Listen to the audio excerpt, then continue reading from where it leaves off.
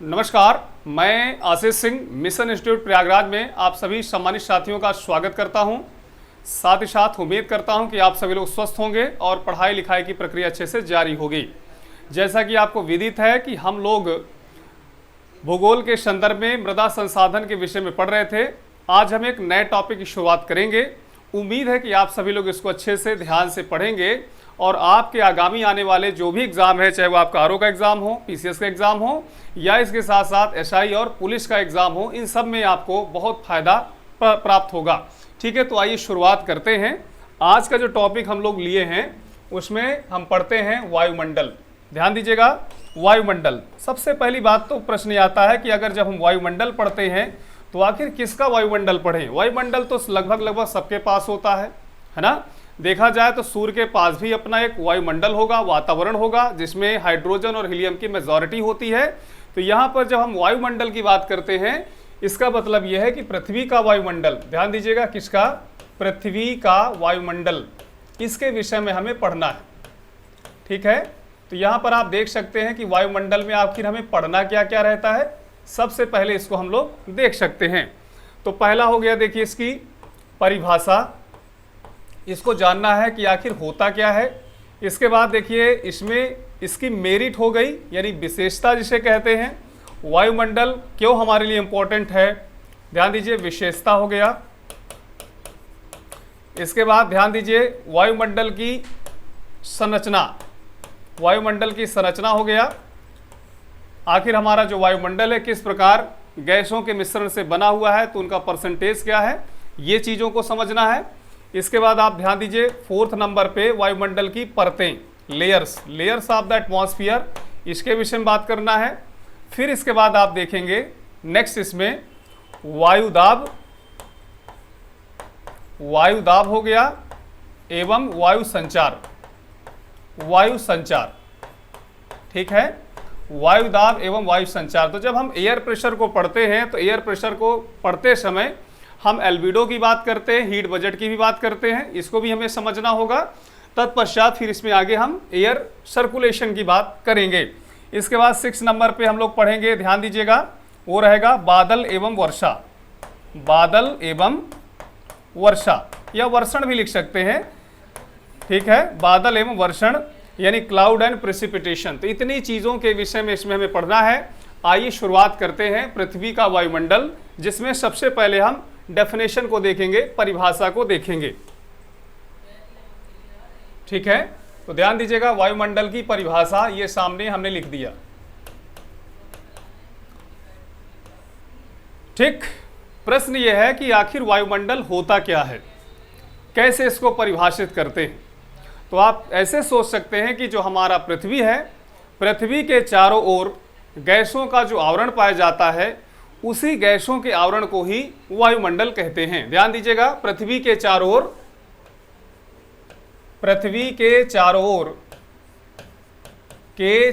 ओर पाया जाने वाला गैसीय आवरण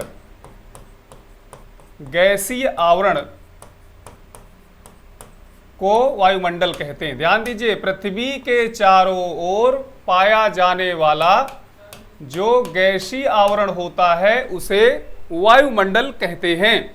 अब इसमें देखिए, पहली इसकी विशेषता ये है, अगर इसकी विशेषता की बात करें तो पृथ्वी का जो वायुमंडल है ये हमारी पृथ्वी को ना तो पूरी तरह से आग का गोला बनने देता है और ना ही पूरी तरह से ये बर्फ का गोला बनने देता है। इसका मतलब यह है कि जो एटमॉस्फेयर है, atmosphere is like a blanket. जैसे कोई कंबल होता है ना, कंबल जो होता है ठंड के समय अगर उसको हम यूज करते ओढ़ते हैं तो कंबल और हमारे शरीर के बीच का जो टेम्परेचर होगा वो मेंटेन रहता है और कंबल के बाहर का जो एटमॉस्फेरिक टेम्परेचर होगा वो अलग रहता है। इसलिए हम वायुमंडल को पृथ्वी का एयर ब्लैंकेट भी कह सकते हैं। ध्यान दीजिएगा, क्या कह सकते हैं? एयर ब्लैंकेट भी कह सकते हैं। क्यों कह सकते हैं? क्योंकि हमारी पृथ्वी को ना तो फायरबॉल बनने देता है, और ना ही ये इसे आइस बॉल बनने देता है। इस बात को आपको समझना है ना। इसका मतलब यह है कि हमारे लिए बहुत उपयोगी है। ठीक, एक चीज तो ये है। अगर इसी चीज को हम और थोड़ा समझने का प्रयास करें, भाई जब ना फायर बॉल बनने देगा ना आइस बॉल बनने देगा, तो फिर ये करता क्या है? इसका मतलब यह है कि हमारे पृथ्वी का जो औसत तापमान है, उस औसत तापमान को मेंटेन रखता है। बाकी हम तो अच्छे से जान ही रहे हैं कि जो हमारे पोलर रीजन होते हैं वहां टेम्परेचर कम होता है, पोलर रीजन में टेम्परेचर कम होता है, और जो इक्वेटर रीजन होगा, 0 डिग्री लैटिट्यूड वाला रीजन होगा, यहां टेम्परेचर अधिक होगा। ये बात तो सीधी है, क्योंकि यहां पर सीधा प्रकाश नहीं पड़ता है। जो सोलर रेडिएशन होता है यहां डायरेक्टली सीम्स नहीं होता, इसलिए यहां पर तापमान कम है। और इक्वेटर रीजन पर या भूमध्य रेखा पर सूर्य का प्रकाश डायरेक्ट पड़ता है, इस कारण यहां तापमान ज्यादा होता है। लेकिन अगर हम एवरेज की बात करें तो हमारा जो वायुमंडल है, पृथ्वी का औसत तापमान लगभग 20 डिग्री सेंटीग्रेड रखता है।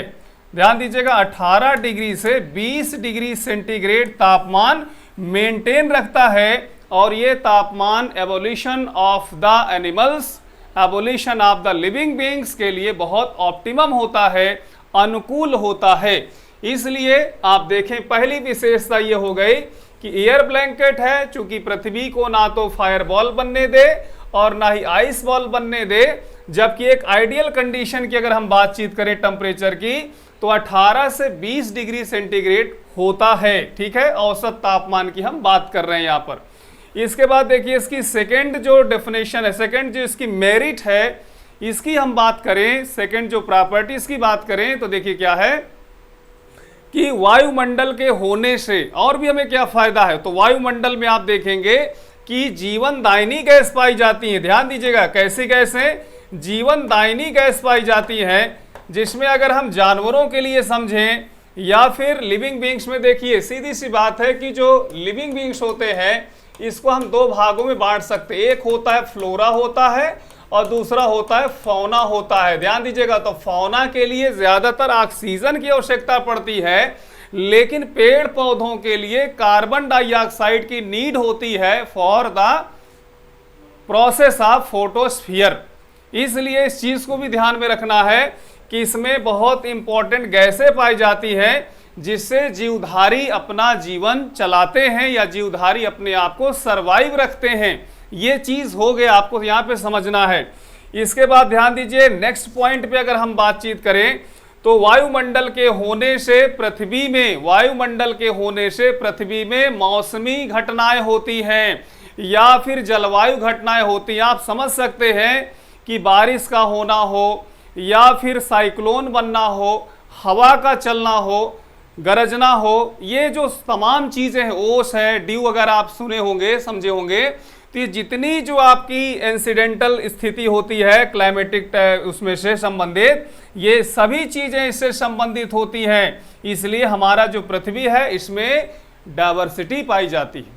जैसे आप बाकी प्लैनेट की बातचीत करें, मरकरी की बात करें, वीनस की बात करें, तो उसमें बहुत ज्यादा डाइवर्सिटी नहीं है। हमारे देखिए पृथ्वी में ढेर सारी डाइवर्सिटी है।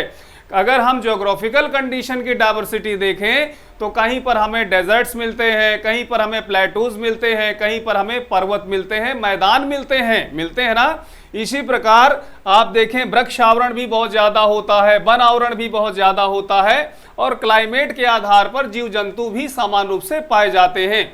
जैसे विषुवत रेखा से ध्रुवों की तरफ जाएंगे तो टेम्परेचर के आधार पर उनमें एडॉप्टेशन होता है, इसलिए अलग अलग। यहाँ के जैसे भालू होते हैं पोलर वाले जो रीजन के, आपने देखा होगा ये पूरी तरह से है ना पोलर रीजन में ही रहते, इसीलिए उनको पोलर बियर कहा जाता है। बाकी ऐसा नहीं है कि बियर बाकी नहीं पाए जाते, हर जगह पाए जाते हैं।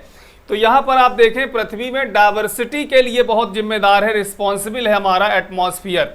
ठीक है, और भी चीजों को आप समझ सकते हैं, और भी आप इसमें महत्वपूर्ण विशेषताओं को देख सकते हैं। जैसे आप ऐसे समझिए कि वायुमंडल में एक महत्वपूर्ण जो परत है जिसे हम ओजोन लेयर कहते हैं, वो सूर्य से आने वाली जो अल्ट्रावायलेट रेजेस है, हार्मफुल रेजेस है, याद रखिएगा इस रेजेस को भी पृथ्वी में आने से रोकती है। तो एक फायदा तो ये भी देखिए है ना, फायदा ही तो है, हमारे लिए बहुत महत्वपूर्ण है।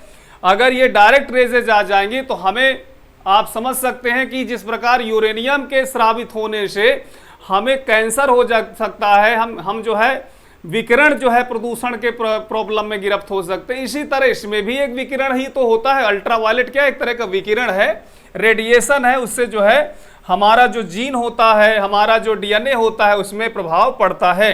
तो इससे भी देखिए हमारा एटमॉस्फेयर हमको प्रोटेक्ट करता है। इसीलिए ओजोन लेयर को ना हम protective layer of the earth कहते हैं, पृथ्वी की सुरक्षा परत कहते हैं। और भी चीजों को आप सोच सकते हैं, हमारे वायुमंडल में एक आयन परत मंडल पाया जाता है, आयन मंडल है ना, जो मास कम्युनिकेशन के लिए, संचार व्यवस्था के लिए इंपॉर्टेंट होता है। तो कुल मिला के आप देखिए मोटे मोटे तौर पर ये आपको चीजें मिल रही हैं। हालांकि जब हम वायुमंडल की परतों को पढ़ेंगे तो सभी परतों की विशेषताओं को भी एक बार हम पढ़ेंगे। उम्मीद है कि आप वायुमंडल की विशेषता से परिचित हो गए होंगे। अब इसके बाद देखिए वायुमंडल की अगर हम संरचना की बात करें, किसकी बातचीत करें, वायुमंडल की संरचना की बात करें, तो वायुमंडल की संरचना को पहले हम देखते हैं। देखिए ध्यान दीजिएगा, जैसे हम पृथ्वी के वायुमंडल की संरचना की बात करते हैं तो यहां पर आप सीधा ऐसे समझिए कि जो नेचुरल वायुमंडल है, एटमॉस्फेयर, उसकी हम पहले बात करें। ठीक है, 1920 में ध्यान दीजिएगा, 1920 में वायुमंडल की गैसों के विषय में अन्वेषण किया गया है ना, पता लगाया गया कि आखिर वायुमंडल में कौन कौन सी गैसें पाई जाती हैं। तो इसमें पता चला कि ऑक्सीजन है, अच्छा ऑक्सीजन से भी ज्यादा पाई जाती है नाइट्रोजन। तो पहले हम नाइट्रोजन को लिख लें, लगभग ये 78% वायुमंडल में पाई जाती है। ऑक्सीजन को अगर कहें तो अप्रॉक्स 21% पाई जाती है। इसके बाद आर्गन की बात करें तो आर्गन है 0.9%। ध्यान दीजिएगा, यहां पर देखिए बात हो रही है गैसों के विषय में, तो नाइट्रोजन और ऑक्सीजन की अगर हम बात थोड़ा छोड़ दें तो यहां पर आर्गन के विषय में आपसे थोड़ा हम चर्चा करना चाहेंगे कि आर्गन एक नोबल गैस है, अक्रिय गैस है ना। आर्गन क्या है, एक अक्रिय गैस है। अक्रिय गैसें क्या होती हैं, जो दूसरे गैसों के साथ क्रिया नहीं करती, है ना, जो गैसें दूसरे गैसों के साथ क्रिया नहीं करती हैं, है ना, वो गैसें अक्रिय गैसें कही जाती हैं। अब इसमें अगर हम देखें तो आर्गन हो गया, नियान हो गया, है ना, क्रिप्टान हो गया, जेनान हो गया, हीलियम हो गया, रेडियम हो गया, सॉरी रेडियम ने रेडान हो गया। ये सब कैसी गैसें हैं, ये सभी नोबल गैसें हैं। लेकिन प्रश्न आ जाए कि वायुमंडल में सबसे ज्यादा मात्रा में पाई जाने वाली अक्रिय गैस कौन सी है, तो आपको आर्गन को बताना है। देख लीजिए आर्गन का जो परसेंटेज है तीसरे नंबर पे आ रहा है, नाइट्रोजन और ऑक्सीजन के पश्चात 0.09%। इसके बाद देखिए हम कार्बन डाइऑक्साइड की बात करते हैं, 0.03%। इसकी जो क्वांटिटी है ये पाई जाती है। इसके बाद हम अन्य गैसों में लिख दें, अन्य गैसों में हाइड्रोजन है, हीलियम है, याद रखिए नियान है, क्रिप्टान है, जेनान है, ये लगभग सभी गैसें इसमें पाई जाती हैं। नोट करके यहां पर लिखने वाली बात है कि सामान्य स्थिति में रेडान वायुमंडल में नहीं पाई जाती। क्वेश्चन आता है कि कौन सी अक्रिय गैस वायुमंडल में नहीं पाई जाती, तो आपको बताना है रेडान नहीं पाई जाती। लेकिन एक क्रूशियल कंडीशन ये है कि जहां पर भूकंप आता है वहां के वायुमंडल में रेडान की अधिकता हो जाती है, इसीलिए भूकंप के समय ही वायुमंडल में रेडान होती है। इसीलिए रेडान को भूकंप का सूचक कहा जाता है, इंडिकेटर ऑफ अर्थक्वेक कहा जाता है। इस बात को आपको याद रखना है, कौन सी अक्रिय गैस है जिसे इंडिकेटर ऑफ अर्थक्वेक कहते हैं, तो आप रेडान को बताएंगे। ठीक है, ये चीज आपको ध्यान में रखना है। तो वायुमंडल की संरचना 1920 ईस्वी में देखिए हमने ये पाया, लेकिन जब 1900 याद रखिएगा, एक 1980 के दशक में एक बार पुनः हमने जब वायुमंडल का निगमन किया, याद रखिए निगमन किया, तो इसमें हमें जो है बहुत सी प्रदूषक गैसें मिली, याद रखिए बहुत सी प्रदूषक गैसें मिली, पॉल्यूटेंट गैसें मिली, जिसमें सबसे ज्यादा मात्रा में पाई जाने वाली प्रदूषक गैस हमें कार्बन मोनोऑक्साइड मिली। ध्यान दीजिएगा, वायुमंडल में ये नेचुरल वायुमंडल हो गया, और एक होता है प्रदूषक, याद रखिएगा प्रदूषक गैसें जो ज्यादातर मानव जनित क्रियाओं के द्वारा उत्पन्न होती हैं। तो अगर आपसे पूछा जाए कि वायुमंडल में पाई जाने वाली सबसे ज्यादा प्रदूषक गैस कौन सी है, तो आपको बताना है कार्बन मोनोऑक्साइड। कार्बन मोनोऑक्साइड को दम घोटू गैस कहते हैं, जो हमारे श्वास नली के माध्यम से हमारे ब्लड में शामिल हो जाती है और ब्लड में स्थित हीमोग्लोबिन को निष्क्रिय कर देती है, जिसके कारण जो जानवर होता है, व्यक्ति होता है, वो अचेत होकर के मृत्यु को प्राप्त हो जाता है। इसीलिए इसे दम घोटू गैस भी कहते हैं। अच्छा, ये तो आप ठीक है समझ गए। एक देखिए गैस पाई गई CFC, क्लोरोफ्लोरोकार्बन। जब क्लोरोफ्लोरोकार्बन पाई गई तो क्लोरोफ्लोरोकार्बन एयर कंडीशनर से निकलने वाली गैस है। याद रखिए, जैसे कार्बन मोनोऑक्साइड जीवाश्म ईंधनों के दहन से है, हाइड्रोकार्बन के दहन से उत्पन्न होती है, इसी तरह CFC उत्पन्न होती है एयर कंडीशनर से।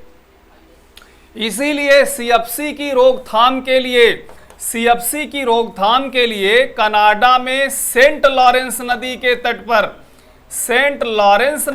तट पर एक शहर है, उसका नाम है मॉन्ट्रियल। क्या नाम है? मॉन्ट्रियल है।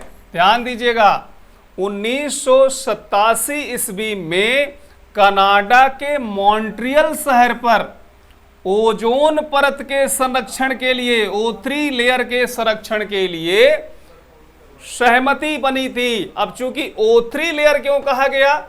क्योंकि ये CFC से बहुत ज्यादा प्रभावित होती है, तो O3 लेयर के लिए हमें CFC की रोकथाम करनी होगी। ये चीज आप देखेंगे, इसी को कहा जाता है मॉन्ट्रियल प्रोटोकॉल 1987। याद रखिएगा सभी लोग। तो यहां से हमें बात ये पता चली कि भाई संरचना ये है, लेकिन इसमें जो प्रदूषक गैसें पाई जाती हैं उसमें सबसे ज्यादा पाई जाती है CO।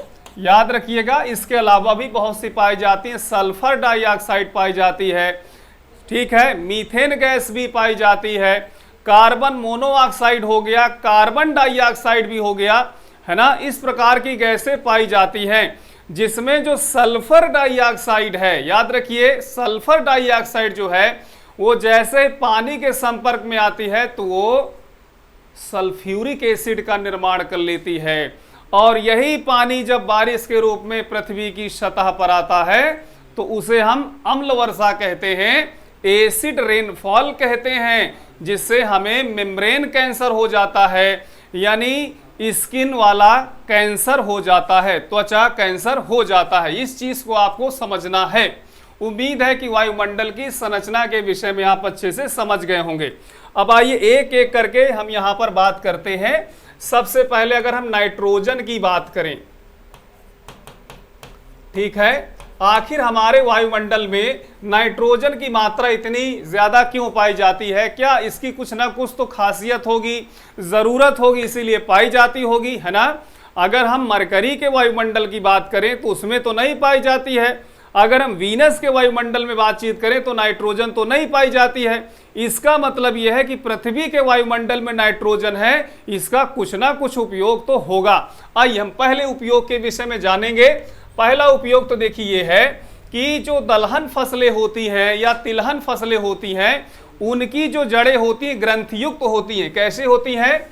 याद रखिए, ऐसे जड़ें होंगी, उसमें इस तरह की छोटी छोटी ग्रंथियां होती हैं, है ना। इन ग्रंथियों में राइजोबियम जीवाणु पाया जाता है, राइजोबियम जीवाणु पाया जाता है। एक चीज फिर से हम बोलना चाहेंगे, दलहन फसलें और तिलहन फसलें जो होती हैं वो लेग्यूमिनस प्लांट के अंतर्गत आती हैं, जिसकी जड़ों में, ग्रंथियुक्त जड़ों में राइजोबियम जीवाणु रहता है, और यह जीवाणु वायुमंडल से नाइट्रोजन को अवशोषित करके जड़ों में उस नाइट्रोजनी पदार्थ को एकत्रित कर देता है, संग्रह कर लेता है, जिससे पेड़ को भी नाइट्रोजनी पदार्थ मिल गया और मिट्टी को भी मिल गया। तो देखिए कितना बड़ा फायदा है। नाइट्रोजनी पदार्थों के लिए जो नाइट्रोजन है वो बहुत इंपॉर्टेंट है। ठीक है, ये चीज आपको ध्यान रखना है। अच्छा, दूसरा इसमें जो इंपॉर्टेंट फैक्ट ये है कि ये हमारे लिए, अगर ये हमारे लिए रिसोर्स है तो हमारे लिए ये घातक भी है। घातक कैसे है? घातक तब है जब इसको हम घातक बना दें। जैसे मान लीजिए कि जो नाइट्रोजन है, याद रखिएगा नाइट्रोजन है, ये प्रदूषक गैसों के साथ मिलकर के नाइट्रिक एसिड का निर्माण कर लेती है। तो हम कहते हैं कि नाइट्रिक एसिड जब पानी के माध्यम से पृथ्वी की सतह पर आएगा तो वो भी तो दिक्कत करता है। नाइट्रिक एसिड की वर्षा हो या सल्फ्यूरिक एसिड की वर्षा हो, ये दोनों वर्षा अम्ल वर्षा के नाम से जानी जाती है और हमारे लिए घातक होती हैं। तो नाइट्रोजन के विषय में ये चीज आपको ध्यान में रखना है। ऑक्सीजन की विषय में बातचीत करें, O2, ध्यान दीजिएगा, O2 जिसे हम ऑक्सीजन कहते हैं। ऑक्सीजन के विषय में ध्यान दीजिएगा सभी लोग। पहला इसमें पॉइंट ये है कि ये जीवनदायिनी गैस है, जीवनदायिनी गैस है। याद रखिएगा, कोई भी जीव जंतु हो, कोई भी, चाहे वो पशु के रूप में हो, मानव के रूप में हो, बैक्टीरिया के रूप में हो, अपघटक के रूप में हो, किसी भी रूप में हो, उसको ऑक्सीजन की जरूरत पड़ती है। ये चीज आप सभी लोग ध्यान में रखिए।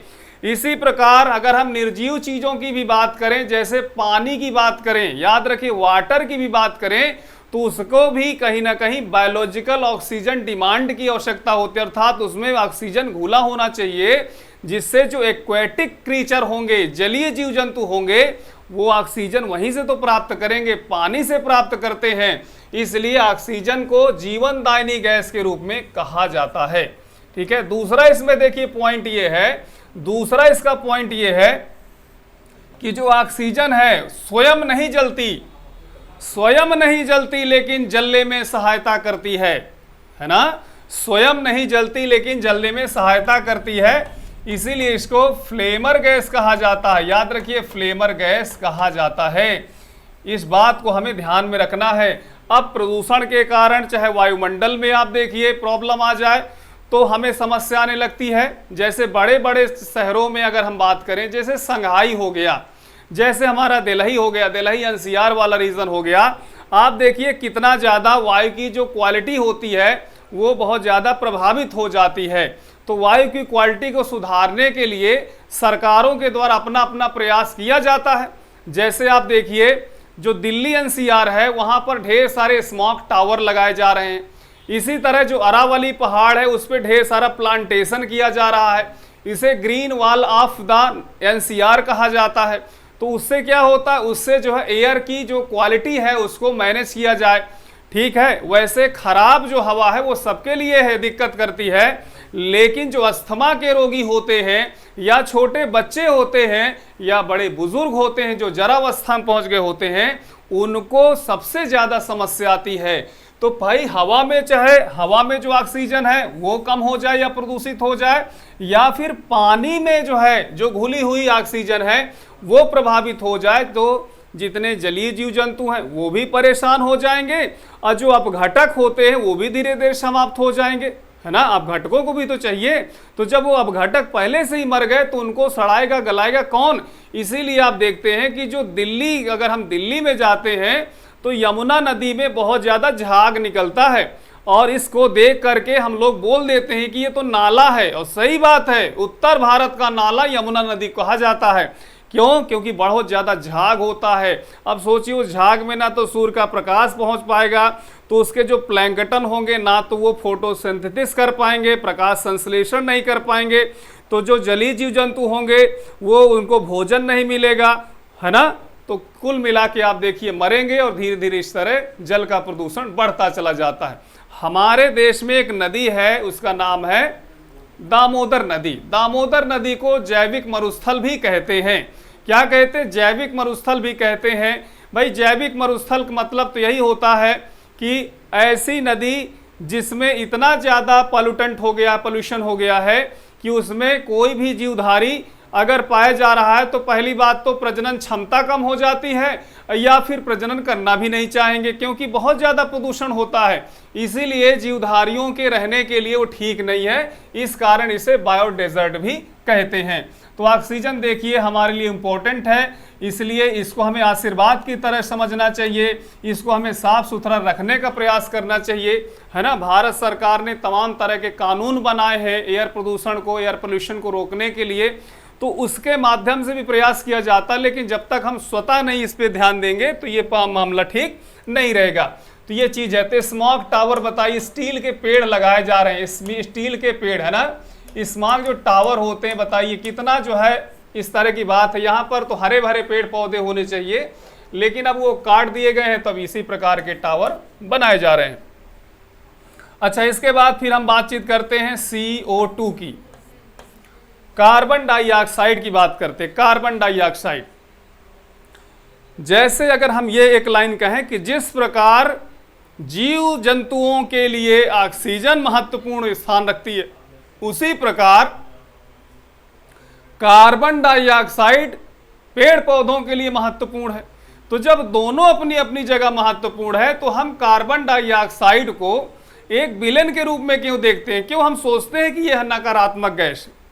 भाई जब दोनों का उपयोग है तो दोनों हमारे लिए महत्वपूर्ण है, हमें इस पर विचार करना चाहिए, सोचना चाहिए कि हम आखिर कार्बन डाइऑक्साइड के पीछे इतना क्यों पड़े रहते हैं कि बहुत आप खराब गैस हो, ये सब चीज़ें। तो सीधी सी बात है कि जो हमारा एक्चुअल या आइडल हमारा जो एटमॉस्फेयर है, उसमें पाई जाने वाली 0.03% जो कार्बन डाइऑक्साइड है, वो हमारे लिए नेसेसरी है। इसके अलावा जो कार्बन डाइऑक्साइड घुलती रहती है, ढेर सारा जो आपका आप कह सकते हैं कि जो ऑटोमोबाइल इंडस्ट्रीज है, व्हीकल्स बनती हैं, इसी प्रकार जीवाश्मों के दहन से इंडस्ट्री की चिमनियों से निकलने वाले धुएं से जो कार्बन डाइऑक्साइड एकत्रित होती रहती, वो विलेन है। अगर उसमें मात्रा ज़्यादा होगी तो फिर दिक्कत होगी। इसलिए आप कह सकते हैं कि 0.03% जो कार्बन वायुमंडल में है, ये हमारे लिए रिसोर्स है भाई। बाकी जो पाई जाती है वो रिसोर्स नहीं है, विलेन है। ये इंपॉर्टेंट है, याद रखिएगा। तो इसका मतलब कार्बन डाइऑक्साइड का जो प्रयोग है वो पेड़ पौधों के लिए ज्यादा महत्वपूर्ण है। पेड़ पौधे प्रकाश संश्लेषण की क्रिया करेंगे। बायोलॉजी में आप सभी लोग पढ़ते होंगे कि प्रकाश संश्लेषण की क्रिया क्या है। सीधी बात है कि जैसे हमारा जो शरीर है, हम किसी चीज को खाते हैं या पीते हैं तो पाचन की जो क्रिया है, एक तरह देखा जाए तो मुंह से ही स्टार्ट हो जाती है। भाई मुंह में हम खाते हैं तो उसको ढेर सारा कचरते हैं, तो छोटा छोटा कण में तब्दील कर देते हैं।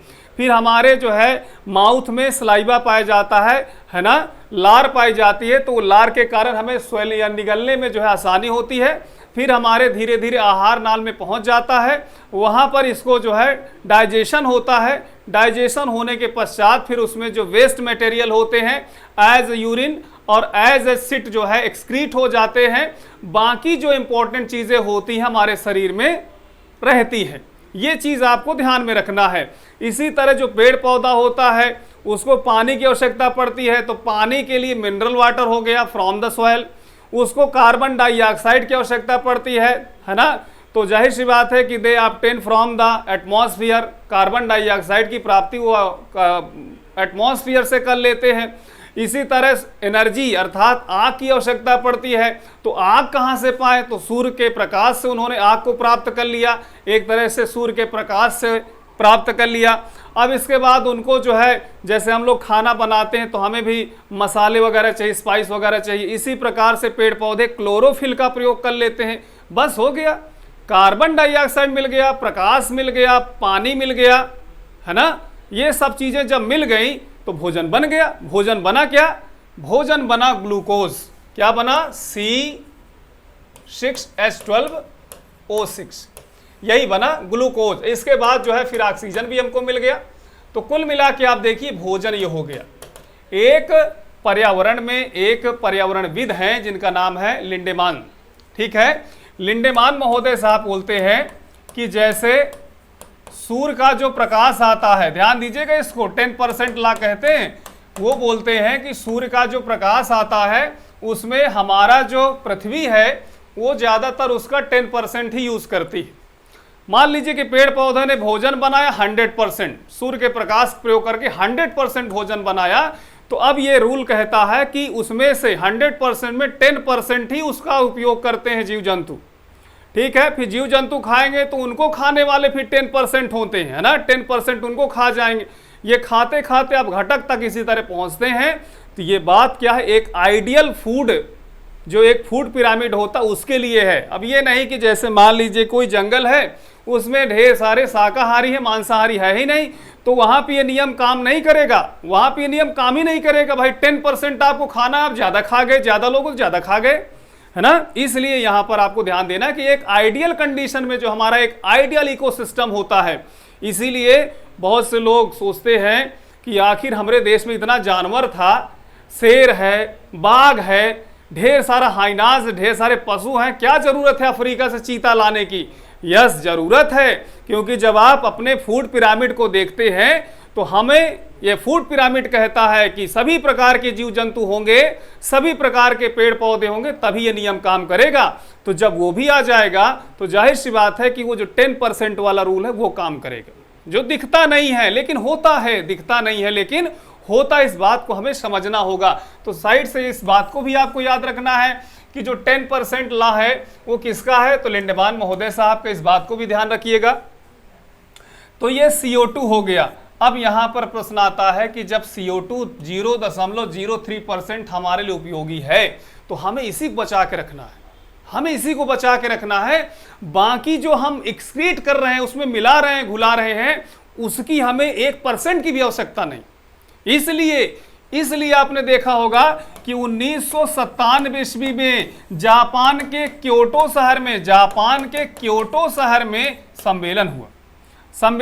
लगभग दुनिया के सभी देश शामिल हुए। ठीक है, भारत भी जो इसका सदस्य बना, लगभग 2002 में भारत इसका सदस्य बन गया और 2005 में क्योटो प्रोटोकॉल लागू हो गया। दुर्भाग्य की बात देखिए, सभी देश दुनिया के बड़े बड़े इसके सदस्य हैं। इसमें नियम यह है कि जो गलती करेगा उसको उसकी भरपाई करना पड़ेगा। जैसे कोई फैक्ट्री है, ध्यान दीजिए, कोई फैक्ट्री है कहीं पर लगी, बहुत ज्यादा प्रदूषण उत्पन्न कर रही है, तो इसका मतलब यह है कि आपके ऊपर हम इतना बड़ा टैक्स लगा देंगे कि इतना ज्यादा, जितना आपने प्रदूषण किया और उसके स्वच्छ करने में जितना खर्च आएगा, हमको आप टैक्स के रूप में दीजिए। इसी को पिगुबियन टैक्स कहा जाता है, पिगुबियन टैक्स, याद रखिएगा। और अगर आपने टैक्स नहीं दिया तो लाइसेंस रद्द, आपकी फैक्ट्री बंद, है ना। तो सोचिए, जो देश इसका सदस्य है उसका काम यह है कि हवा को साफ सुथरे रखने के लिए आप काम करिए। कोई प्रॉब्लम आती है तो भैया आपके ऊपर जुर्माना लग जाएगा। आप सोचने वाली बात है, जैसे मैंने कहा कि दुर्भाग्य की बात हमने बात कही। सोचिए, अमेरिका जैसा देश, यूनाइटेड स्टेट ऑफ अमेरिका जैसा देश आज तक क्योटो प्रोटोकॉल का सदस्य नहीं बना। सोचने वाली बात है। डोनाल्ड ट्रंप से जब पूछा गया तो उसने कहा कि दुनिया को सड़ना हो सड़ जाए, हमसे मतलब नहीं है, हम अमेरिका के लिए हैं, है ना।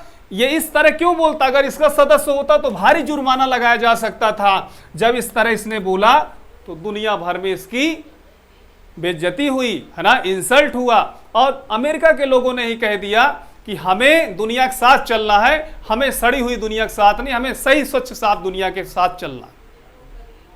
डोनाल्ड ट्रंप इस मामले में बैकफुट पर आ गए थे। एक एक्टिविस्ट थी जिसका नाम था ग्रेटा थार्नबर्ग नाम था, कोई छोटी सी लड़की थी। उन्होंने कहा था कि हाउ डे यू, अमेरिका के राष्ट्रपति को अंकल सैम बोलते हैं, how day you mister uncle Sam, ऐसे बोले कि आपकी हिम्मत कैसी हुई इस तरह बोलने की। उन्होंने ये बात बोली और बोला कि जब हमारी पीढ़ी आएगी तो हमारी पीढ़ी हमसे पूछेगी कि अगर इतना साफ सुथरा, आप हमको सही साफ सुथरा वातावरण नहीं दे पा रहे तो हमको पैदा क्यों किए, हमको क्यों जन्म हम लेने दिए। ये हमसे पीढ़ी आगामी आने वाली पूछेगी, हम क्या जवाब देंगे। इसलिए आप नियम निर्माता हैं, आप राष्ट्राध्यक्ष हैं। अगर आप थोड़ा सा ठंडे घरों से बाहर निकल करके सोचे तो आपको ये बात समझ में आ जाएगी। और इसके लिए ग्रेटा थर्नबर्ग को नोबेल पुरस्कार के लिए नॉमिनेट किया गया था, है ना। तो कुल मिला के आप इस चीज को समझ सकते हैं। तो कार्बन डाइऑक्साइड एक प्रकार से ग्रीन हाउस गैस की तरह है। ग्रीन हाउस गैसों की रोकथाम के लिए क्योटो प्रोटोकॉल 1997, देखो मैं लिखी दे रहा, ये लिखा है 1997 में सम्मेलन हुआ था। कहाँ हुआ था? जापान के क्योटो शहर में हुआ था। उम्मीद है कि आप सभी साथियों को अच्छे समझ में आ रहा होगा, है ना, ये चीज है। अब यहां पर देखिए थोड़ी सी बात हम ये कर लेते हैं सीएफसी के विषय में। सीएफसी क्योंकि अब वायुमंडल में एक ये मानव जनित गैस के रूप में पाई जाती, ये वायुमंडल की नेचुरल गैस नहीं है, ये मानव जनित गैस है। प्रश्न पूछा जाता है कौन सी गैस मानव जनित गैस है, तो आप बताइए सीएफसी, क्लोरोफ्लोरोकार्बन। ठीक है, तो क्लोरोफ्लोरोकार्बन सबसे पहली बात यह कि जो इसका उत्सर्जन होता है, इसका जो उत्सर्जन होता है ये वातानुकूलित वस्तुओं से होता है, वातानुकूलित वस्तुओं से होता है। ध्यान दीजिएगा, इस बात को आपको समझना है कि जो एयर कंडीशनर होते हैं वातानुकूलित होते हैं, उनसे इसका इमिशन होता है। एक बात तो यह है। दूसरी बात यह है कि जो सीएफसी है ये मानव जनित गैस है। मानव जनित, इस शब्द को याद रखिएगा भाई, मानव जनित गैस है। इसका सबसे ज्यादा प्रभाव होता है O3 लेयर पर। O3 लेयर समताप मंडल में पाई जाती है। ठीक, समताप मंडल में, O3 के विषय में थोड़ा जानते हैं। O3 समताप मंडल में पाई जाने वाली परत है जो यूवी रेजेस से प्रोटेक्शन करती है। यूवी रेजेस याद रखिए, यूरेनियम से उत्सर्जित होने वाले जो रेडिएशन होता है बिल्कुल उसी तरह का विकिरण होता है। और ये हमारा डीएनए है, हमारा जो है जीन है, इसमें जो है म्यूटेशन कर देता है, परिवर्तन कर देता है, और हमारे शरीर में ढेर सारा कैंसर हो जाता है, ढेर सारी डिजीजेज हो जाती हैं। याद रखिएगा, इसलिए ये सीएफसी हमारे लिए बहुत खतरनाक है। ठीक है, बहुत से ऐसे इंडस्ट्रीज हैं, जैसे मीट इंडस्ट्री की बात करें, मीट इंडस्ट्री में सोचिए जो भी मांस उद्योग होगा उसका पूरा पूरा उद्योग ही जो है पूरा एसिफाइड होगा, है ना, मतलब पूरा जो है ठंडा रखना पड़ता होगा। हमारे जो कोल्ड स्टोरेज रहते हैं, बड़े बड़े कोल्ड स्टोरेज हैं, साल भर के लिए सब्जी इकट्ठा करके रख लिए, सोचिए बड़े स्तर पे जो है एसी लगता, बड़ा बड़ा एसी लगता होगा, है ना। ये मत सोचिए घर में जो छोटा सा लगता है, ये तो बहुत छोटी बात है, जो बड़ी जगह है सोचिए। तो इसलिए आप सोच सकते हैं ये चीज है। अच्छा, O3 जो लेयर है इसकी मोटाई को मापने के लिए जिस यूनिट का प्रयोग किया जाता है, डाप्सन, क्या है भैया, डाप्सन है। डाप्सन इकाई का प्रयोग किया जाता है। क्लियर। इस परत को बचाने के लिए मॉन्ट्रियल प्रोटोकॉल पर सहमति बनी थी। कब बनी थी? 1987 ईस्वी में बनी थी। ठीक है, तो इस भाई इस गैस को हमें कहीं ना कहीं रोकना चाहिए। आजकल एक और जो है वायुमंडल में गैस समझ में आ रही है जिसे हम HCFC कहते हैं। HCFC जो गैस है इसका भी ये तो नहीं पता चला है कि ये किस तरह हमारे लिए घातक है, लेकिन उत्सर्जित कहाँ से होती है। बहुत से हम लोग को दर्द होता है, कमर दर्द है, बदन दर्द है, चोट लग गई, उसकी हीलिंग के लिए, उसमें दर्द को निवारण के लिए हम स्प्रे यूज कर लेते हैं, ऐसे छिड़क लेते हैं, दर्द समाप्त। उसमें से ये गैस निकल सकती है। बहुत से हम शादी ब्याह करते हैं, उसमें जो है बहुत ज़्यादा धुआं जैसे उड़ता रहता है, स्मॉग उड़ता रहता है ना, ऐसा लगता है कि इंद्रदेव के यहाँ रह रहे हैं, इतना ज़्यादा जो इस तरह का माहौल बनाते हैं, उसमें से निकलती है ना। तो कोई भी स्प्रे वाली चीज़ें हैं उसमें से ये HCFC निकल रही है। उसका इम्पैक्ट क्या पड़ेगा अभी पता नहीं चल पाया, फिलहाल हमें तो नहीं पता है, अगर चलेगा तो आपको बता दिया जाएगा। तो HCFC के विषय में भी आपको ध्यान में रखना है। लेकिन भाई जिसका DNA और CFC हो, अब चाहे H लगाओ, चाहे A लगाओ, चाहे B लगाओ, कुछ ना कुछ तो प्रॉब्लम पड़ेगा है। इसलिए हमें CFC से छुटकारा चाहिए। इसलिए हमें इंजीनियर से, हमें जो ये इंजीनियरिंग लोग होते हैं, बनाते हैं इस तरह के विद्युत संयंत्रों को, प्रयास करें कि उसमें से CFC ना निकले। यही तो कह सकते हैं, यही कह सकते हैं ज़्यादा से ज़्यादा। और सरकार भी अपना नियम बना दे, जैसे मान लीजिए फॉसिल्स फ्यूल को कम करने के लिए इलेक्ट्रिक गाड़ियों को ढेर सारा आगे किया जाता है, इसी तरह कुछ ऐसा डिवाइस इसमें फिट हो कि CFC ना निकले, ये चीज़ किया जा सकता है। ठीक है, उम्मीद है कि आप सभी लोग बहुत अच्छे तरीके से समझ में आ गया होगा। क्योटो प्रोटोकॉल बहुत जरूरी है। ध्यान दीजिएगा, जब पृथ्वी सम्मेलन हुआ ना, तो पृथ्वी सम्मेलन में एजेंडा 21 फिक्स किया गया, यानी 21वीं शताब्दी के लिए हम प्रकृति के साथ विकास करें। ये बहुत इंपॉर्टेंट है और इसमें जो क्योटो प्रोटोकॉल है इसकी भूमिका बहुत महत्वपूर्ण है, जान लीजिए, बहुत महत्वपूर्ण है ना। अब कोई देश ये सोचे हम बहुत पैसे वाले, हम जैसे करें वैसे करें, वो बात ठीक है भैया, लेकिन जान लीजिए इसके नियम कानून बहुत ही स्ट्रिक्ट हैं, कठिन है ना। तो ये बात आपको समझ में आनी चाहिए। अब इसके बाद वायुमंडल की परतों के विषय में बात करते हैं।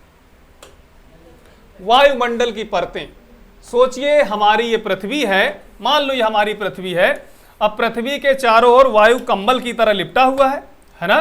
तो कंबल की तरह अगर है तो इसका मतलब ये है कि इसमें गैसों का आवरण भी है। तो ये हमारी अर्थ हो गई। ये देखो, ये हो गया समताप, याद रखिए ये कौन सा हो गया, पहला है क्षोभ मंडल, पहला क्षोभ मंडल हो गया, दूसरा समताप मंडल हो गया, तीसरा मध्य मंडल हो गया, चौथा हो गया आयन मंडल हो गया और पांचवा हो गया बाहरी मंडल। ठीक है।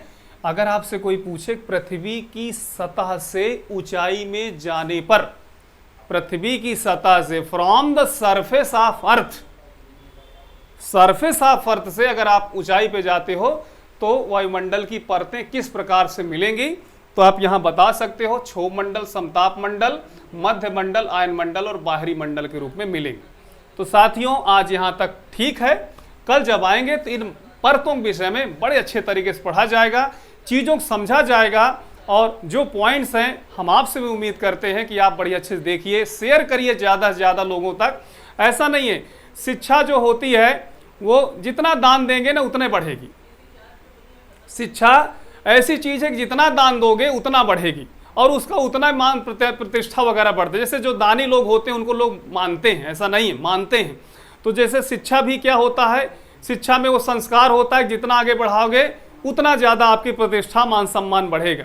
तो अब मान लीजिए कि आप पढ़ रहे हैं और बहुत से हमारे भाई बहन हैं जो ज़्यादातर जो है पुलिस की परीक्षा दे रहे हैं, मान लीजिए उनको भी आपने शेयर कर दिया, एग्ज़ाम में आ गया कि मानव जनित गैस कौन सी है, क्योटो प्रोटोकॉल पर सहमति कब बनी।